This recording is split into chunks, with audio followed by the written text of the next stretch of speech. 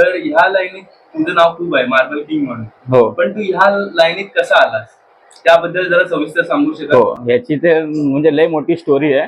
2000 आता 2026 पण चालू झालाय. हा, ह्या लाईनीत जेव्हा मी आलोय, आता 25 वर्ष झालीत मला. पण त्याचा प्रवास असा झाला आहे की मी लहानपणात शाळेत असल्यामुळे त्या रस्त्यावरती एक शॉप होता माशांचा. आजही हे आहेत जो शॉप. पण स्टार्टिंगला आपण छोटा असल्यामुळे ते मासा फक्त आपण बघत जातो. बघत बघत बघत थोडे पैसे घरातून जमा करून एक घरात आपण टँक आणल्यानंतर ना कुठलाही मासा आणतो, तो मासा मरतो पण. कारण की आपल्याला त्या टायमाला काही माहीत नसतं. आपण गप्पी आणतो किंवा काय कुठलाही मासा आणतो, मरतो. कारण की ऑक्सिजन आहे का विदाउट ऑक्सिजन ते आपल्याला सांगत नाही कोण. पण भरपूर प्रवास केला त्या लाईनीमध्ये, म्हणजे मासे मेले पण. पण ज्या टायमाला आपल्याकडे मासा टिकला, दुकानवाल्याला सांगितलं की बाबा तुम्ही व्हाईट लिक्विड टाका, अँटीक्लोरीन टाका. मासा टिकल्यानंतर ना ऑक्सिजन लावायला सुरुवात केलं. गणेश, एंजलसाठी आयडियल टँक साईज कोणती? बघा कसं आहे, अगर पेअर असतात ना तुमचे, तर त्यासाठी तुम्हाला 1.5 फुटाचा टँक, जसं की 1.5 फुट म्हणजे 18-12-15, 18-15-15, 18-12-12 असे टँक ब्रीडिंग पेअरसाठी म्हणजे चांगले असतात. त्यांना स्पेस पण असतो.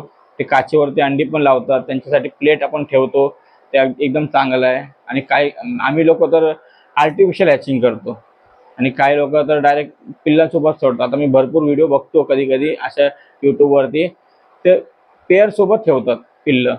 त्याच्यामुळे कसं त्यांना क्वांटिटी कमी भेटते. आणि आमच्या इथे थोडंसं क्वांटिटी का वाढतो की आम्ही त्यांचे प्लेट पण काढून घेतो. आणि ते प्लेट काढल्यानंतर ना 10 दिवसात परत ते प्रोग्रेस चालू होतो. एंजल हा मासा महिन्याला 3 ते 2दा अंडी लावतो सीजन वाईजच्या हिशोबाने. मार्बल हा जो एंजल आहे तो तुम्हाला कुठल्याही दुकानामध्ये भेटणार. म्हणजे कुठलाही छोटं ते छोटं शॉपपासून मोठं तर मोठं शॉपपर्यंत हा तुम्हाला भेटणारच भेटणार. कारण की सर्वात आवडणारा मासा एंजल. एंजल म्हणजे एक परी, म्हणजे एंजल असं आणि सिस्टम. मार्बल कसं नाव पडलं, म्हणजे मार्बल स्टाईल वरून का? नाही नाही, त्यांच्या ॲक्च्युली बॉडीचा कलर मार्बल दगडासारखा. हां, म्हणजे ब्लॅक, व्हाईट आणि ग्रीनिश शायनिंग.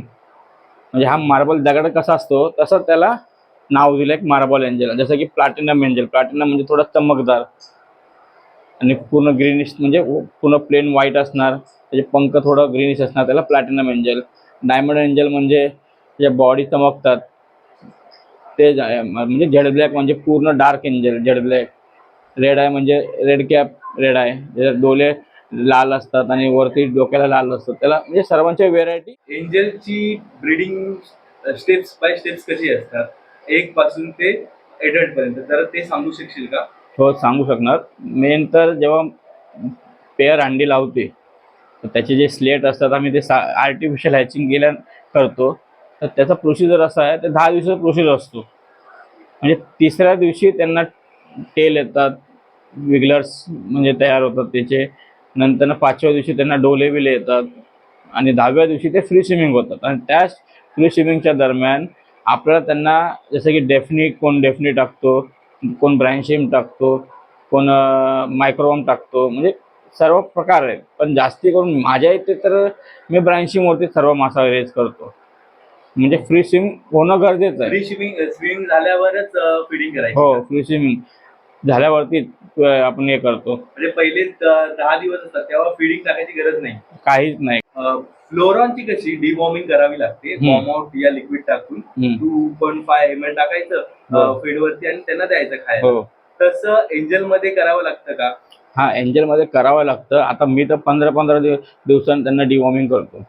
सर्वात पहिलं मी एप्सम सॉल्ट, आणि ज्या टायमाला आपल्याला ट्रीट करायचं असेल 2 दिवस मासा उपाशी ठेवतो मी स्टार्टिंगला. ज्या दिवशी मी एप्सम सॉल्ट किंवा मेट्रोजिल 400 असे मी औषध दिला तर त्यांचं पोट लवकर साफ होतं. जे व्हाईट शीट पण करत असेल किंवा त्यांचे डोले व्हाईट झाले असतील, ते पोटाचा आजारमुळे, म्हणजे तो इंटरनल बॅक्टेरिया. बाहेरचा बॅक्टेरिया तर त्यांच्या बॉडीवरती येतात, ते तोंड लाल होतो किंवा डोल्यावरती किंवा डोक्यावरती व्हाईट धब्बे येतात, ते वेगळे. म्हणजे डिवॉर्मिंग इंटरनलसाठी असतो, पोटाच्या आतल्यासाठी. आता एंजल फिश रिलेटेड सांगायचं झालं तर एंजलची केअर ही इम्पॉर्टंट आहे. आणि तुझ्याकडे मासे बघितलेत एंजलचे तर सगळे हेल्दी मासे आहेत. आणि तुझ्याकडून मासे नेले तर त्याच्यात क्वालिटी ला नो कॉम्प्रोमाइज.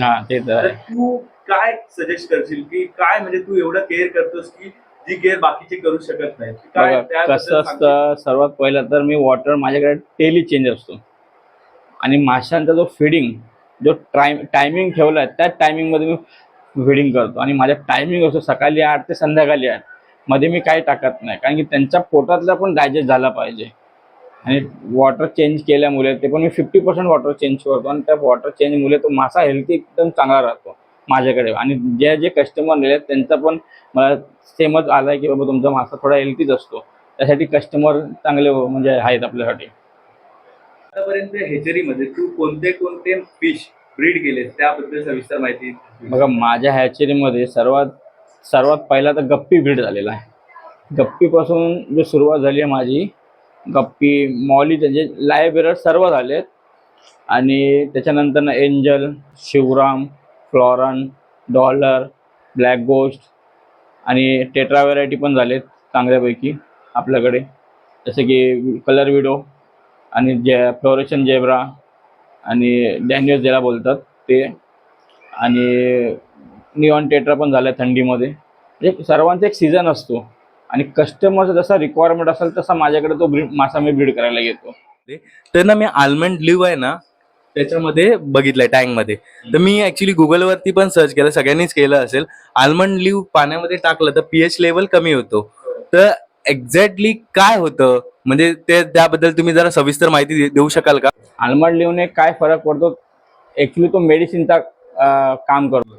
आल्मंड लिव्ह टाकल्याचा परिणाम काय असतो की पाण्याचा पीएच लेवल आहे ना कमी असतो, त्याच्यामध्ये औषधाचा एक प्रमाण म्हणजे काम करतो माशांसाठी. आणि राहिला वस्तू फ्लॉरनला, हा जो म्हणजे फ्लॉरन हा मासा ॲग्रेसिव्ह मासा आहे, मॉन्स्टरमध्ये येतो. आणि आल्मंड लिव्ह टेट्रा व्हरायटी पण, जसं निऑन टेट्रा झाला, कार्डिनल टेट्रा निऑन झाला, हॉकी स्टिक झाला, त्यांना पण फरक पडतो त्याच्याने, कारण की त्यांच्या बॉडीवरती व्हाईट स्पॉट कधी येतात किंवा त्यांचा फिन जातो. आल्मंड लिव्ह हा जो औषधाचा म्हणजे हे करतो, चांगलं औषधाचं काम करतो.